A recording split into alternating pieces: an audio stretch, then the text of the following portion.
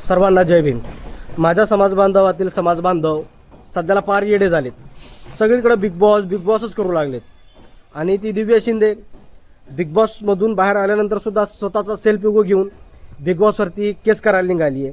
हेच मुद्दे राहिलेत का समाजासमोर मांडायचे? समाजासमोर मांडा ना।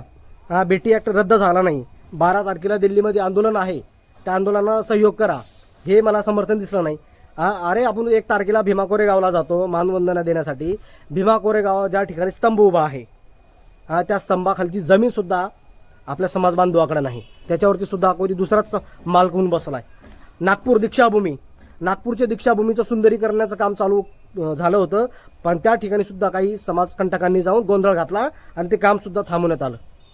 अरे ह्यावरती कधी कोण बोलणार? आता मी हे बोलतोय तर काही बडवे मला म्हणतील की दादा तू आपल्या चुकीचं बोलतोय। अरे केळे आहे, तुला अक्कल आहे का? तू काय करतोय काय नाही? समाजासमोर काय मुद्दे मांडायचे आणि तू कुठला मुद्दा मांडतोय?